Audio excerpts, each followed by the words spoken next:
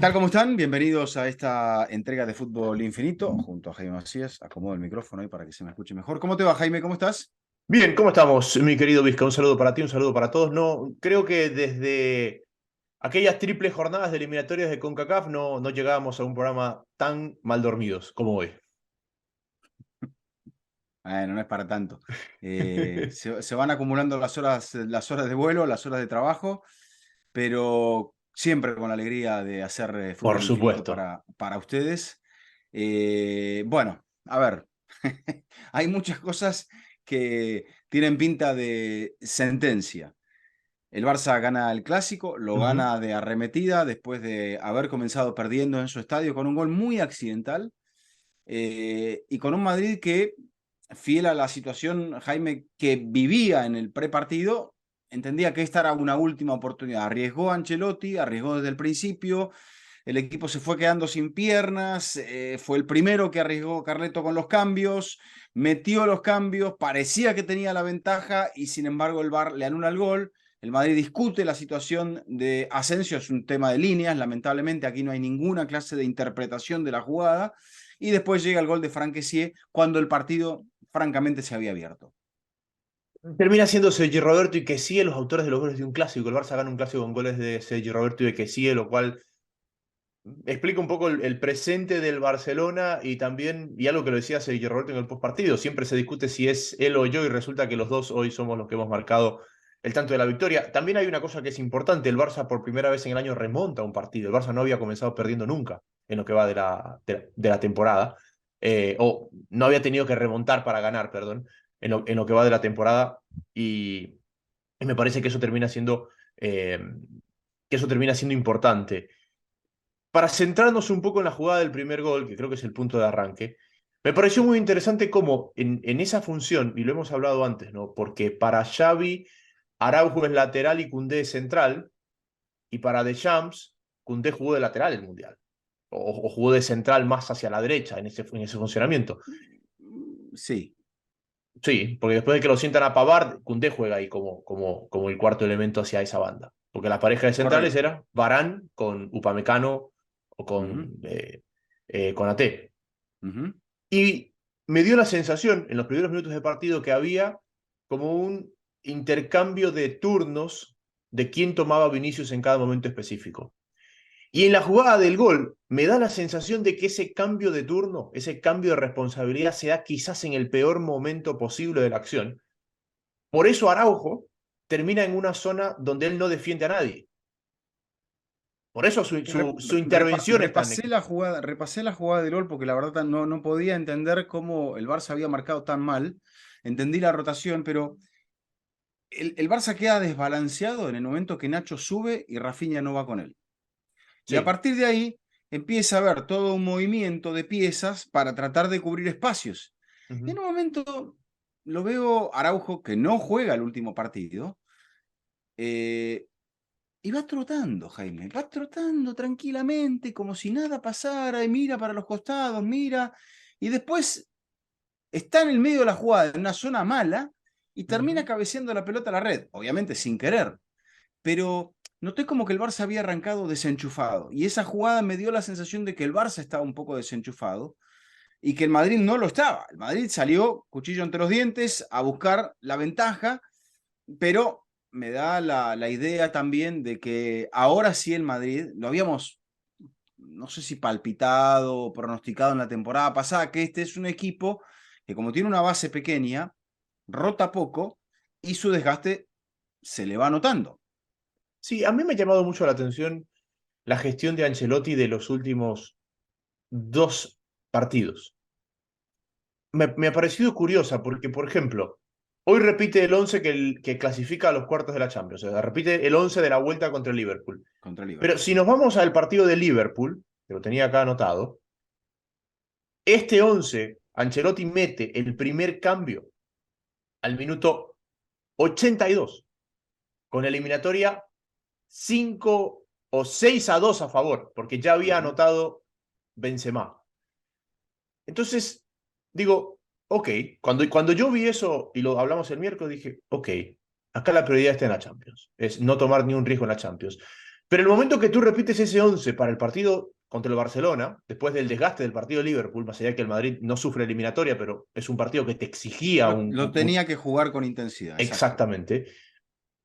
Claro, ya como que estaba marcado que ese equipo al 60 no iba a pasar, no iba a pasar del 60 a ese 11. Y no sé si él lo veía como una ventaja tener que modificarlo al 60 o si no lo solucionaba al 60 iba a terminar un poco el partido a la deriva. Y creo que lo termina a la deriva. A la deriva lo pudo ganar, pero a la deriva también lo termina perdiendo. Ujú. Sí, mientras ibas elaborando, te iba escuchando atentamente, caía en otra conclusión que voy a compartir al final del análisis de partido que vamos a hacer, porque eso nos puede dar un poco más de contexto de qué liga estamos viendo. Pero sigamos con el partido. No sé si el Madrid se tira a ver si va a jugarlo más al contragolpe a partir de esa ventaja.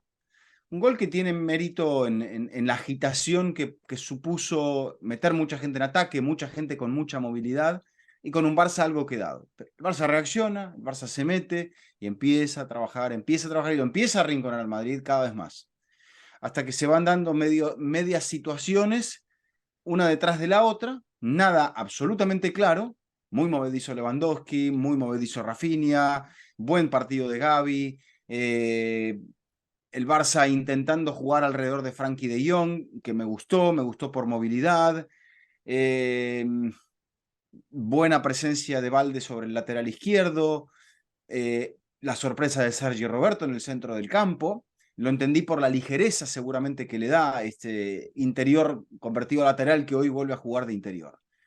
Pero eso, el Madrid se fue quedando atrás, quizá especulando con las corridas de Vinicius, que empezó a dejar de ser efectivo Vinicius. Una vez que Araujo se metió en el partido, Vinicius, como contrapartida, se quedó en los lujos, se quedó en detalles que no prosperaban, y el Barça ahí, con sus armas, Jaime, se metió. Empata el partido y después la moneda empieza a estar en el aire. Y el que empieza a tener que mover para tratar de rescatar la temporada es Carleto Ujú. Ancelotti. Y eso es lo que hace Carleto. Creo que lo hablamos también el miércoles, o lo habíamos hablado en la previa del Clásico, de cómo veíamos imposible por cómo viene el semestre, desde que arrancó esta temporada con el Mundial en el medio, ver a un Benzema cercano a lo que fue la temporada pasada, o cercano a lo que ha sido Benzema los últimos 4 años. Creo que en los últimos 4 años el pico más alto de Benzema es claramente el anterior, pero Ujú. los 3 anteriores al año del Balón de Oro no son nada despreciables. Nada, absolutamente nada despreciables. Y creo que en, por su temporada, por sus lesiones, por sus ausencias, quizás estamos viendo el punto más bajo de Benzema. Y un tipo Claramente, que claramente no está bien físicamente. no, claramente no está bien físicamente. Y un tipo que te mueve todo el frente de ataque. Porque, claro, uno se queda con las pinceladas de Vinicius y con las pinceladas y con los arranques de Valverde y con lo que es capaz de hacer Modric, digamos, como tercera opción o como cuarta opción.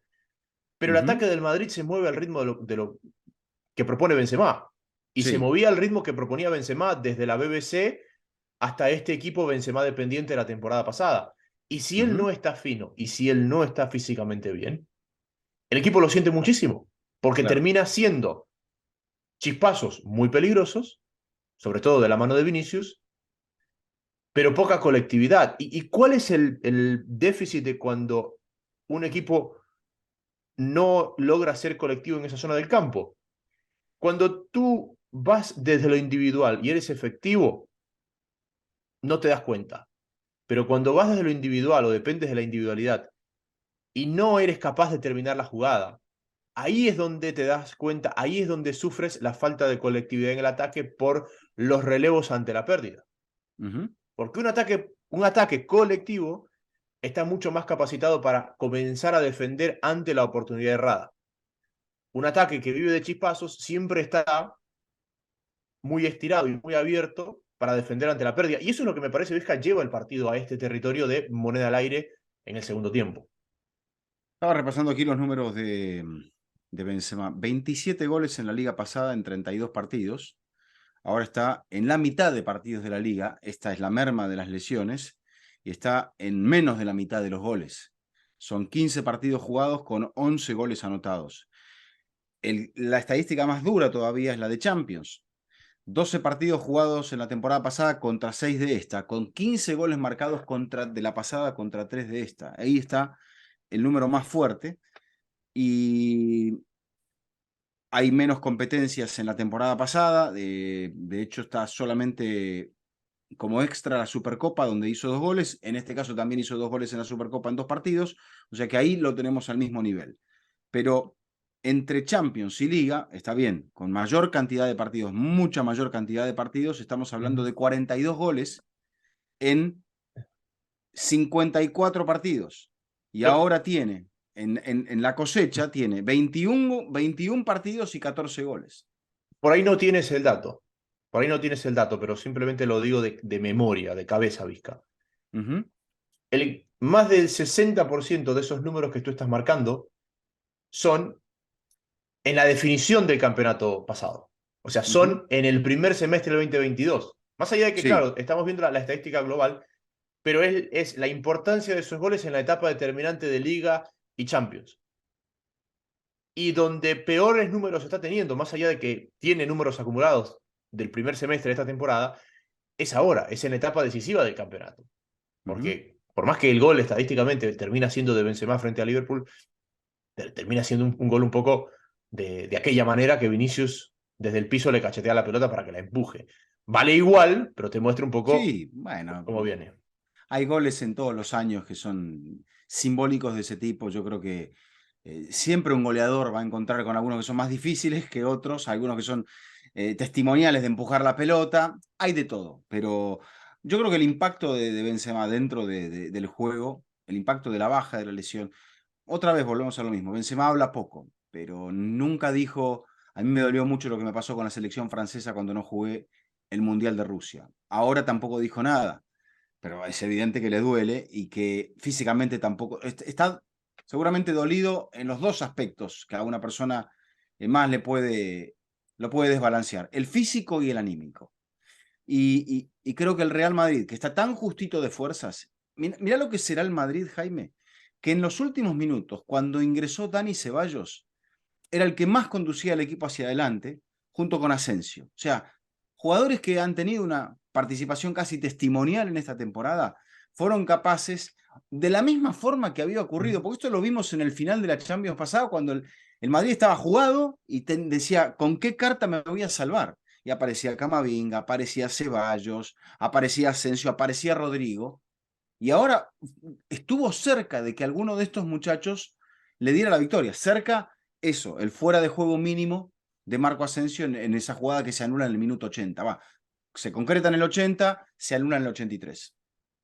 Yo no sé si entraba Mendy, si Nacho estaba en una mejor condición, porque creo que si bien el partido estaba una moneda al aire, Mendy tiene una gran responsabilidad en la jugada del gol, como las ha tenido en muchas jugadas. Si uno ve la cantidad de goles que le han hecho al Madrid al segundo palo con Mendy defendiendo el segundo palo, sobre todo al inicio de la Champions, por eso Mendy pierde el puesto, porque Y no defiende bien, su pero cierre igual del 2022 es yo espantoso. creo que el Madrid queda muy expuesto porque quiere ir a ganar el partido y ahí el Barça también, bueno, lo observa, entra Ansu Fati, o sea, Xavi dice, ¿y qué hago? Porque fíjate que se lo ha criticado a Xavi. Hago la cholista, empato, quedo a 9, no es mal resultado, o trato de ganarlo. Y trata de ganarlo.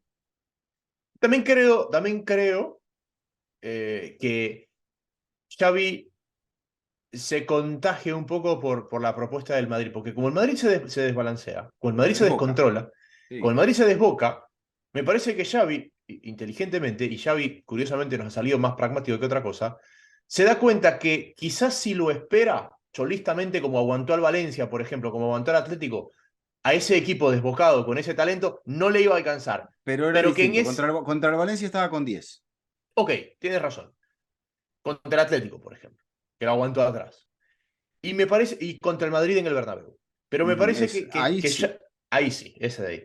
Me parece que Xavi se da cuenta que a este equipo con ese talento desbocado no lo iba a poder aguantar, pero que estando desbocado se estaba exponiendo demasiado y que estaba más cerca de llevarse el resultado haciéndole daño que esperándolo. Y por eso Ujú. arriesga más, porque quizás Vizca, de los últimos partidos estos donde hemos entrado con la dinámica cholista de Xavi, del Xavi Simeone, este termina siendo el más ofensivo de todos.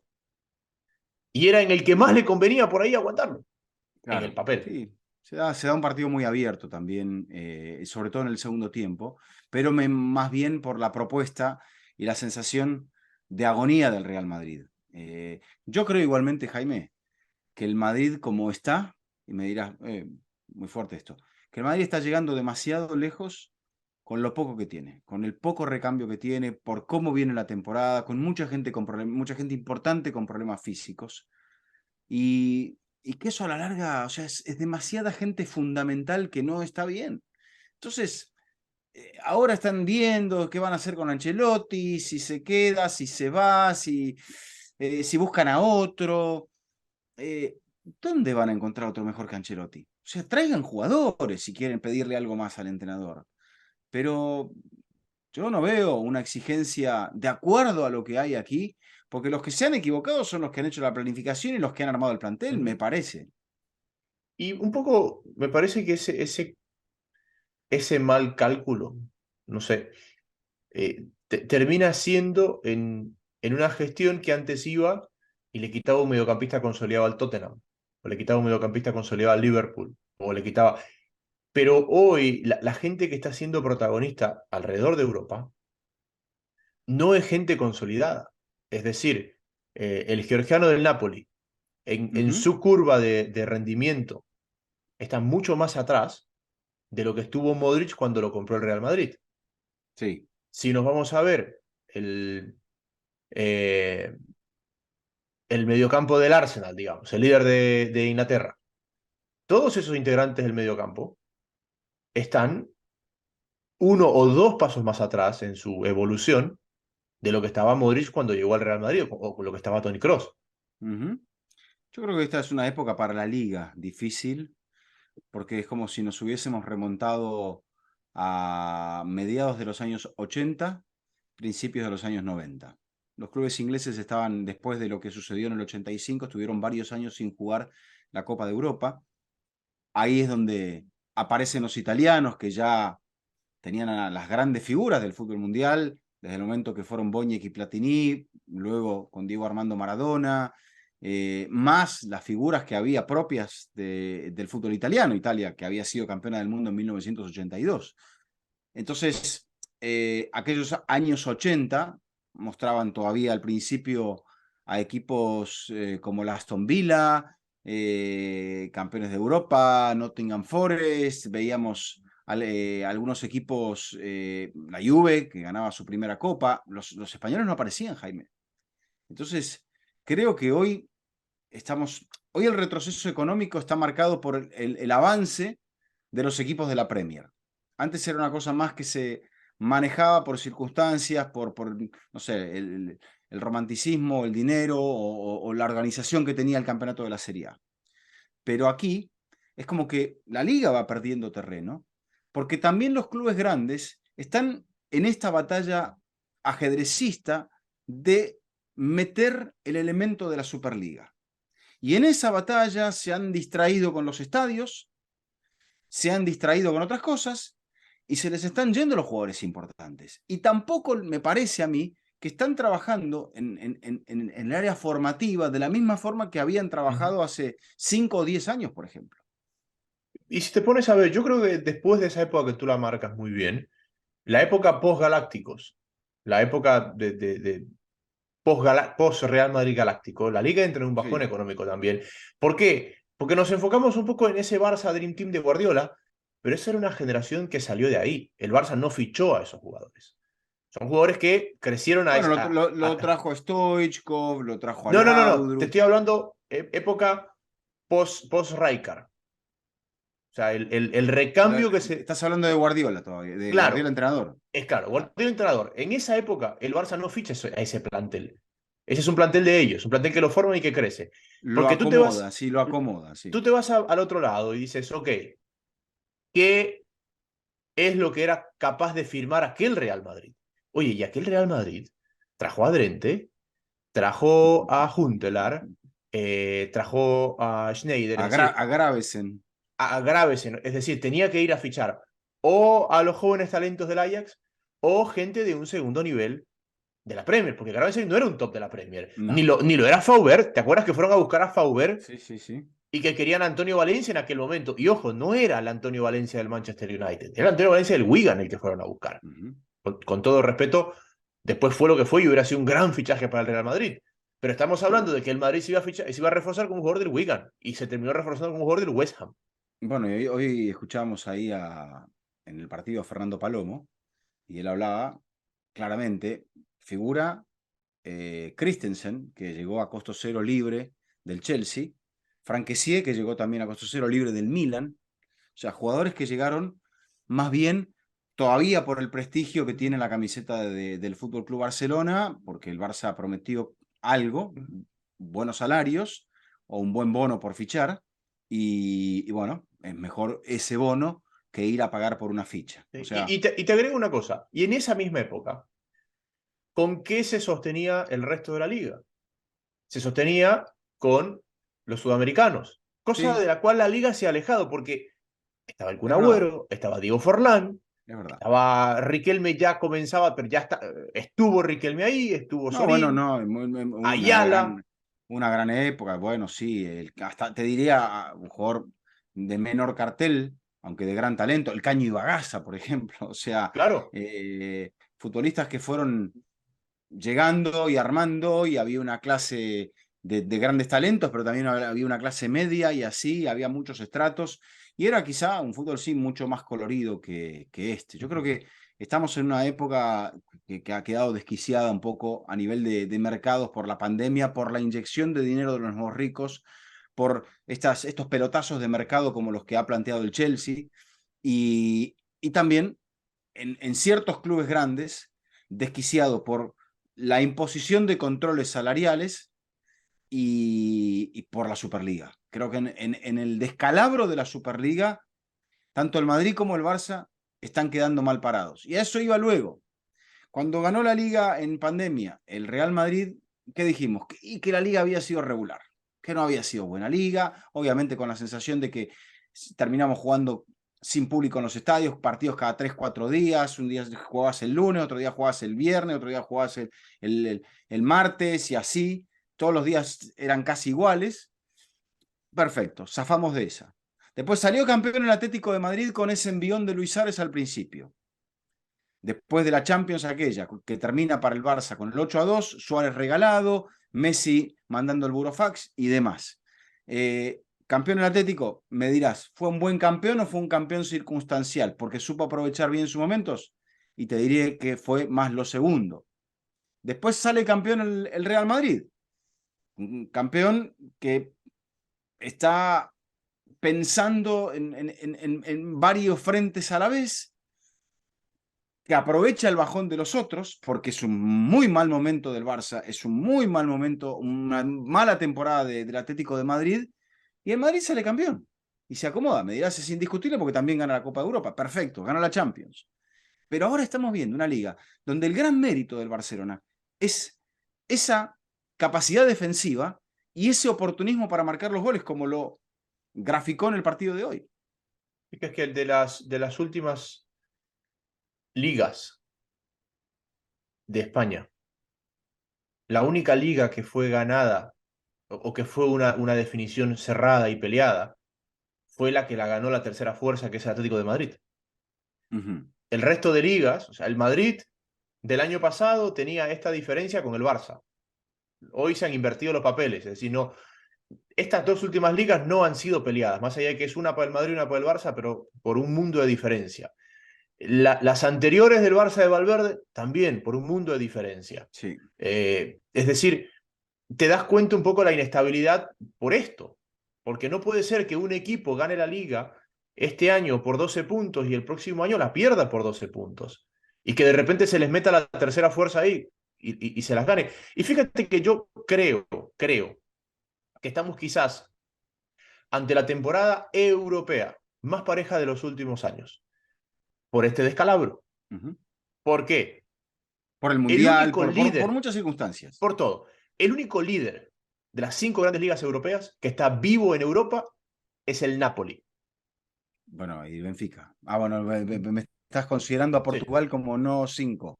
sí, va a ser 5 porque el otro día vi el coeficiente y en el 24 va a cambiar y Portugal va a ser la quinta y no Francia. Pero bueno, de las 5 grandes, ¿ok?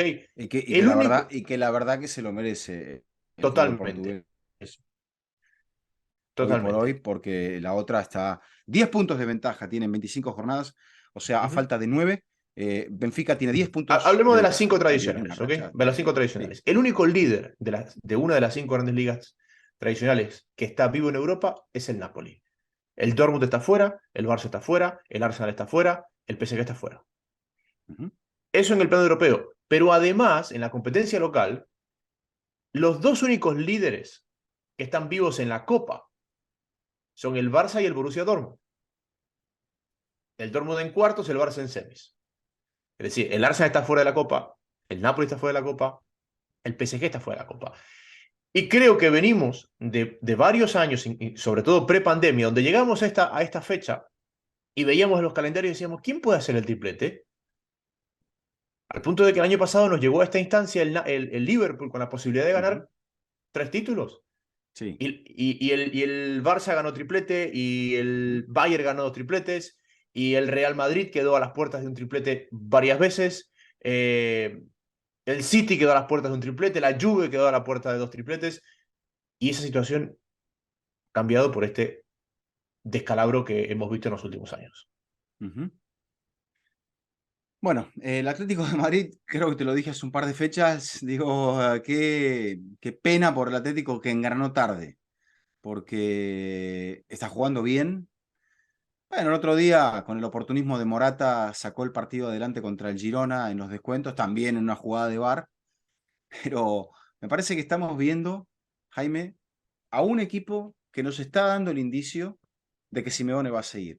Y no lo digo porque ahora está con una racha de creo que son 11 partidos sin perder, sino más bien porque tiene una idea de fútbol, que ha recuperado eso, ha recuperado frescura, ha recuperado recursos, tiene a sus buenos jugadores, me parece, en un momento alegre, en un momento dulce, y yo lo digo desde el punto de vista de la competitividad, qué pena que el Atlético haya producido este giro copernicano tan tarde, alejado de Europa, alejado de la Copa, simplemente con el incentivo de decir, bueno, a ver si por lo menos salgo segundo y lo dejo al Real Madrid tercero.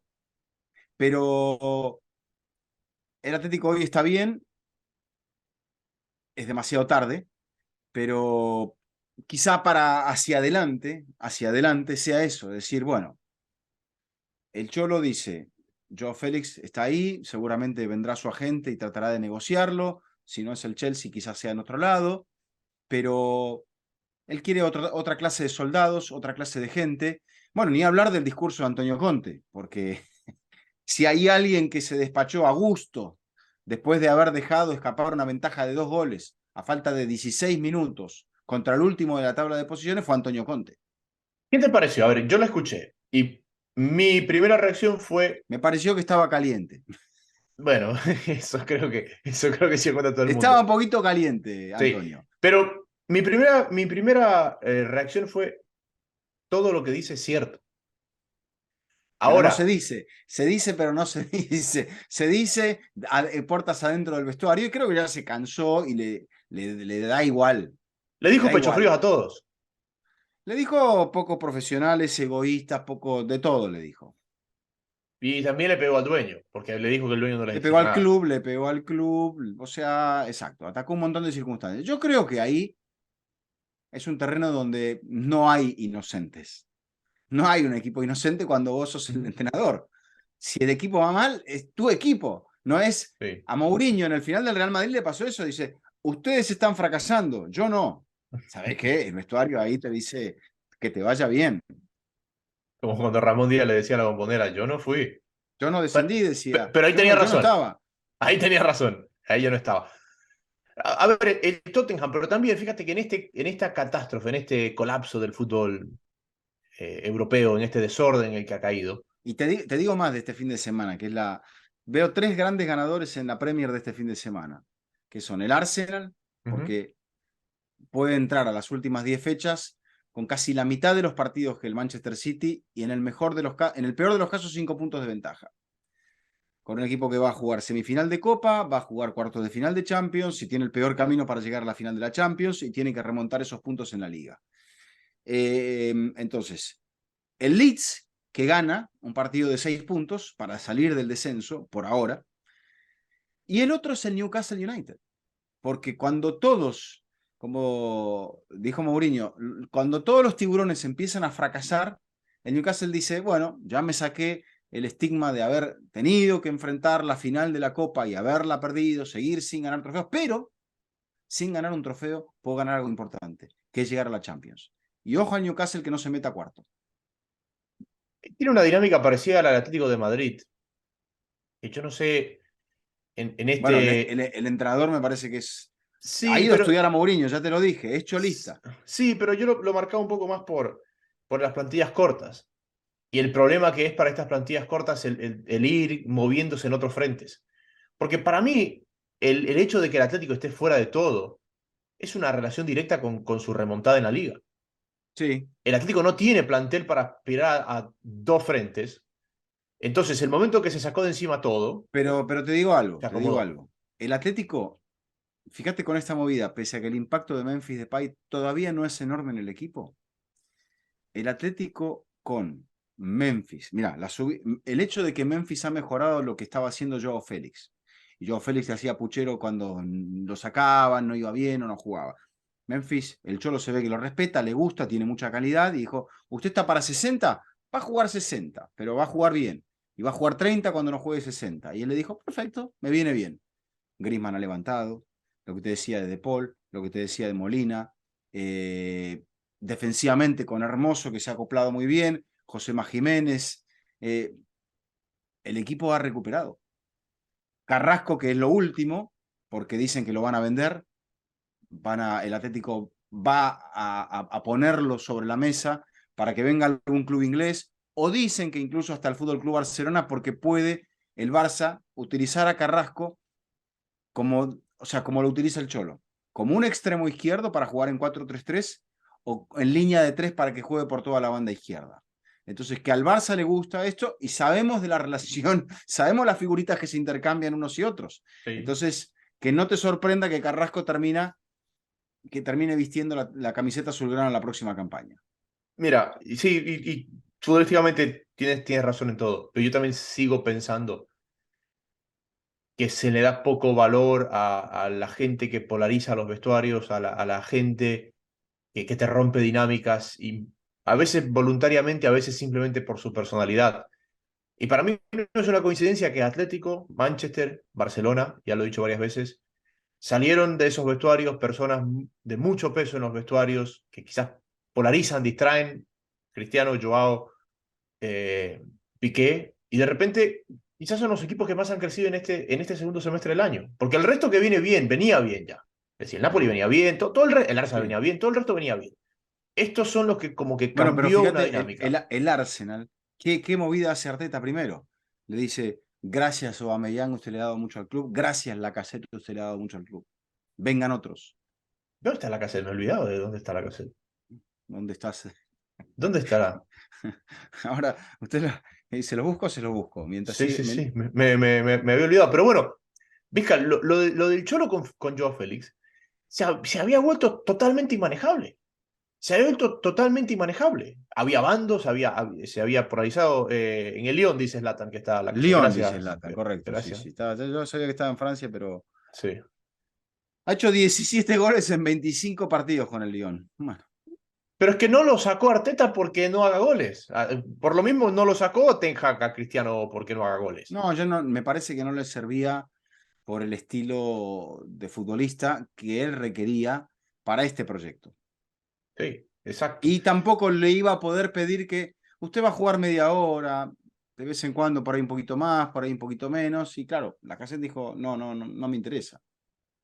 Fíjate a ver, en este mezcla de mercado, y acá uno ve gente que va a tener que fichar mucho, ¿no? Por ejemplo, el Real Madrid. Es que el Real Madrid, Sí, para mí el Real Madrid puede que gane esta Champions, Pero el problema del Real Madrid no se va a solucionar en una ventana de fichajes.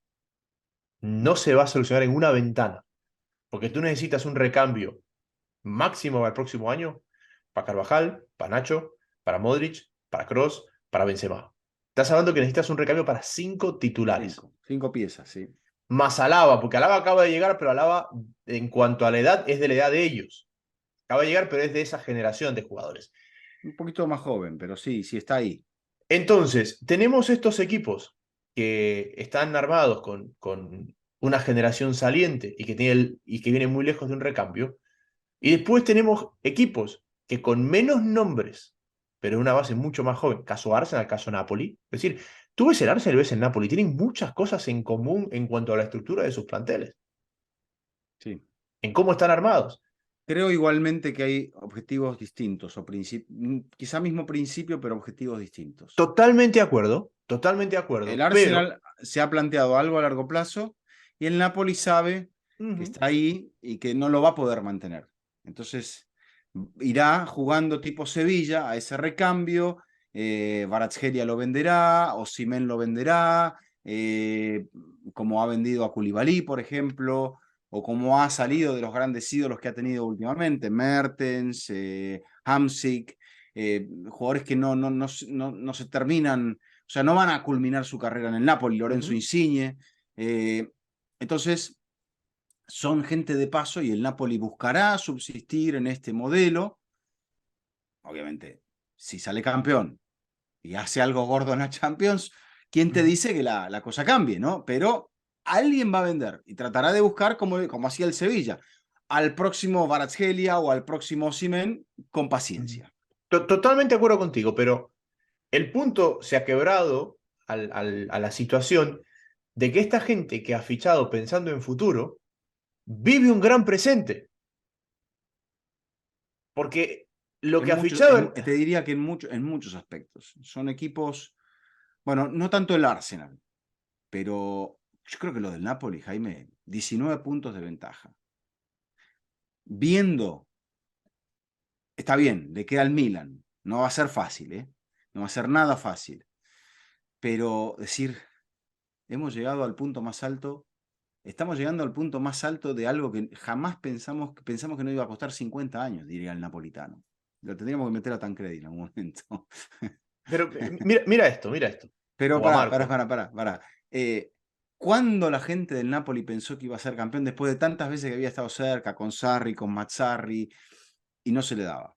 Con muy buenos jugadores, con Cavani, con Higuaín, y ahora se le da. De repente me decís, no tiene ninguna figura extraordinariamente reconocible, pero está en eso, está en cuartos de Champions finalmente. Y nadie hubiese pensado que esto se podía dar con Spalletti. Si me dijeras, bueno, vino Ancelotti y le está dando al Napoli esto, porque es un entrenador que ya ha estado a esas alturas, pero Spalletti se había quedado ahí mirando todo desde lejos. Pero eso es lo mismo que podemos decir del Dortmund del Arsenal. ¿Cuándo el Dortmund pensó en poder romper, pensando en futuro, el dominio del Bayern? Todavía no acaba la liga, pero está líder. Sí. Y la última vez Bueno, que el equipo... y el Bayern tiene la distracción de la Champions, que no es una distracción para nada menor, ¿eh? Fíjate esto, la última vez que un equipo en la Bundesliga que era líder a esta altura del campeonato no fue campeón, fue el Hertha de Berlín en el 2009. Terminó siendo campeón el Wolfsburgo. Ujú. Desde el 2010 en adelante, el equipo que fue el líder a esta altura de la Bundesliga terminó siendo campeón. Y ojo que en ese camino pasaron varios nombres, no es que ha sido el Sí. Bayern de principio a fin. Entonces, ¿qué pasa? Salvo el PSG, que es un punto aparte y que Francia es un punto aparte, estas 4 ligas están siendo lideradas, la mayoría de ellas con ventaja cómoda de puntos, por equipos que ficharon pensando en el futuro. Y la diferencia de ese futuro, que terminó siendo inmediato, es tan grande con la generación saliente que están viviendo un gran presente. Ujú. Porque sí, es verdad, el Barça tiene a Lewandowski, correcto. Pero ahí está Araujo, y está Valdé, y está Pedri, y está Gavi, Y Gaby. Ujú. y está Ansu. Ujú. Y no sé, Rafinha, si lo metemos en una generación ascendente, pero es Está más en el intermedio. medio, sí, sí, Está yo en el creo que ya medio. es un jugador, sí, es Exacto. sub 25, creo, Y por ahí. aquellos equipos con una gran dosis de pasado están por las patas de los caballos. Entiéndase el Liverpool, entiéndase el Real Madrid, Ujú. entiéndase el resto de los italianos, sobre todo el Inter, que fue campeón hace muy poco, eh, que esa historia, esa jerarquía, esa experiencia en el mano a mano de la Champions, te puede ganar la Champions, claramente, porque comenzamos el programa diciendo, solo hay un líder que está vivo en la Champions, que es el Napoli. Ujú. El resto son de equipos con una base de una generación saliente. Sí. Pero el recambio generacional al nivel de ligas ha sido mucho más rápido de lo que se esperaba. Ujú. Sí, sí. Y así se plantea el tablero para esta pausa de la fecha FIFA. Veía unas declaraciones de Courtois que nos mandó Alfredo ¿Quién es y Alfredo? Zlatan, Es Lata. eh, nuestro Zlatan. Zlatan marcó el fin de semana, cuidado, que la leyenda continúa. Pero te decía que Courtois ya apunta a la Copa del Rey, o sea, al Madrid le quedan las copas. Le queda a ver si puede remontar frente al Barça en la Copa del Rey, que viene 1-0 abajo. Es posible remontarlo, aunque veremos cómo estamos en ese momento, ¿no? Que va a haber, hay jornada, yo te diría casi inocua. El Barça juega contra el Elche, el Real Madrid juega contra el Valladolid, después se encuentran. Y ahí se define el finalista de la Copa del Rey. Después hay otra fecha más y después ya viene la Champions. Y cuando viene la Champions, es el Chelsea, un equipo inestable, pero que me parece que en esa inestabilidad va a ser difícil que al Madrid se le vaya el foco de eso. Es cierto, le va a meter todo a la Copa del Rey, pero también estamos viendo cómo el Barça le ha ganado 3 clásicos seguidos al Real Madrid, Jaime. Correcto, correcto. Entonces, ¿cómo cambiar esa dinámica con este equipo que se defiende tan bien y que va a ver? Creo que el Barça se libera y se va a seguir liberando porque son jóvenes, como decías, a medida que se vea cerca de la meta, a medida que se vea superando obstáculos. Todavía en la Copa del Rey no lo tiene hecho, pero el Barça puede llegar a pensar Osasuna o Athletic Club de Bilbao del otro lado. Si es una final contra el Athletic Club, va a ser difícil, pero Athletic Club no tiene la ventaja. Y eso, estar cerca por la liga, de que esta temporada tan complicada le pueda llegar a terminar con una o quizás dos alegrías, yo creo que Sí. la gente del Barça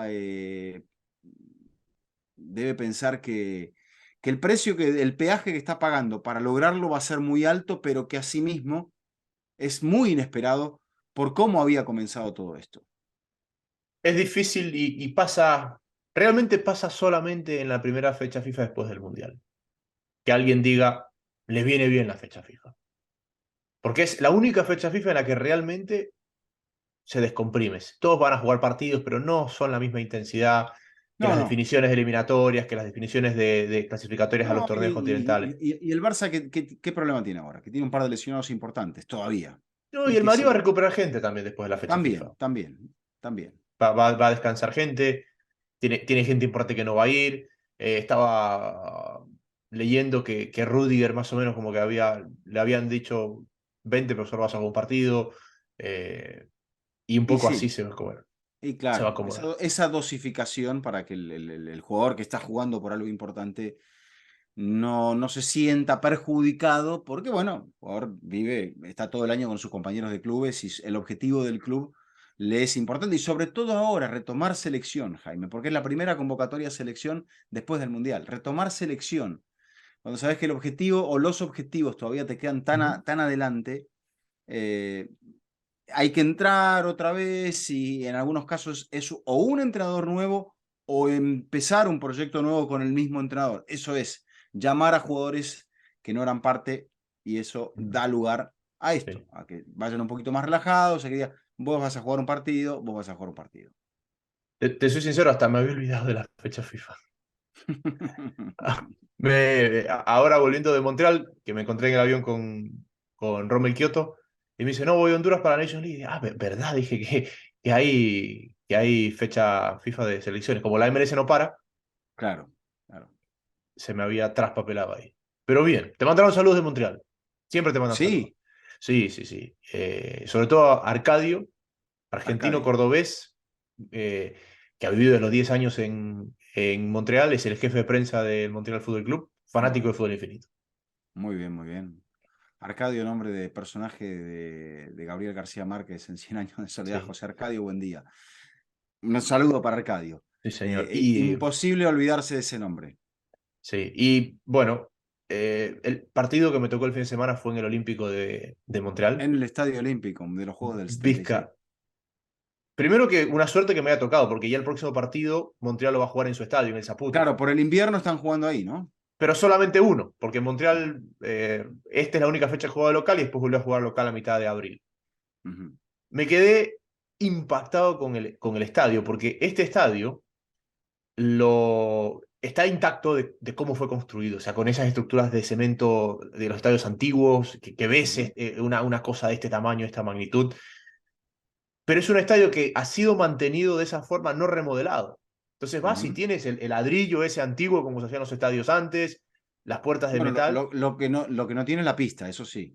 Lo que no tiene la pista, pero toda la estructura interna, por Pero ha ejemplo, sido igualmente reformulado porque le quitaron la pista, le dieron otra fisonomía. claro, pero desde la arquitectura nunca se lo retocó. Entonces, por ejemplo, la sala de Sí, sí. prensa donde te ponen la comida sigue siendo de esos bufeteras de madera, con los detalles así. Tiene una torre olímpica también el estadio, ¿no? Sí, vas al baño y tiene para el jabón, todavía es metálico. Es como que lo remodelaron cuando jugaban los Expos ahí en el 2004 y después Claro. no lo tocaron más. Y como no lo usan, Ujú. salvo eventos especiales, está así. Es como que te metes en una máquina del tiempo y vuelves 20 años. A mí que Voy me a ver gustan si esas tengo cosas me tanta encantaron. fortuna, si tengo tanta fortuna como tú y me toca ir a Montreal en esta temporada. Ojalá, me gustaría.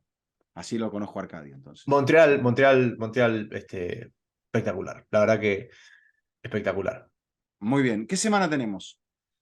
Eh, no sé, ¿qué tenemos? Bueno, MLS el próximo Yo me voy sábado, a Nashville el fin de semana. Nashville. Yo voy a ir Sí, a señor. Filadelfia. Ah, ¿vas a Filadelfia finalmente? Sí, sí, sí, voy a ir a Bien, Filadelfia. bien. Así que, bueno, volveremos, nos tomaremos unos días, ¿no? Me parece. Le dejamos a la gente que Sí, respire de fútbol infinito. sí, podemos juntarnos nosotros a comer si quieres. Bueno, Eh, eso un punto aparte y lo conversamos. sí. Le dejamos a la gente que descanse un poco de nosotros Ujú. y cuando todo se vuelva a acomodar, volvemos. ¿Sabes qué? De, Retomaremos. la- de las cosas que no sabía y que me fui enterando ahí en Ujú. eh, yo no me acordaba que el puntaje perfecto de Nadia Comaneci había Sí, sido en Montreal se dio en setenta y Montreal, seis exactamente. Sí, Bueno, sí, y sí. en la doble victoria de Alberto Juan Torena fue en esa pista Ujú. inédita en 800 y 400 metros. Nunca nadie más ganó esas dos pruebas juntas. Bueno, el 10 de Nadia Comaneci. Creo que sí, me parece que Mark Spitz también compitió ahí en Montreal porque había descollado en los Juegos del 72 en Múnich. Bueno, los juegos muy particulares, sí. Sí, eso como contexto histórico no, digamos, sabía, pero no sabía que habían sido en esos Juegos, en Ujú. esos Juegos Olímpicos. Así que, bueno, eso. Tenemos MLS el fin de semana. Y nada, volvemos cuando vuelva a juntarse todo este circo del fútbol europeo, sobre todo en esas primeras semanas de abril, que va a ser una Va a locura ser porque se, intenso. se va, se va a Vamos a resolver tener, todo muy rápido. vamos, la gente se va a volver a cansar de nosotros en el mes de abril. Sí, Y señor. diremos, ¿quién me ha robado el mes de abril? Como decía el maestro Joaquín Sabina. Sí, señor. Que la gente me dice, Zlatan, que la gente esté pendiente de nuestros reels, que ahí, bueno, en nuestras redes sociales les daremos cositas de fútbol infinito para que no se olviden. Y volveremos cuando volvamos, ¿le parece? Perfecto, perfecto. Encantado. Vaya a descansar. Usted también. Y ustedes también, si están escuchando a la noche. Un fuerte abrazo para todos. Este ha sido un nuevo episodio de Fútbol Infinito y será hasta la próxima.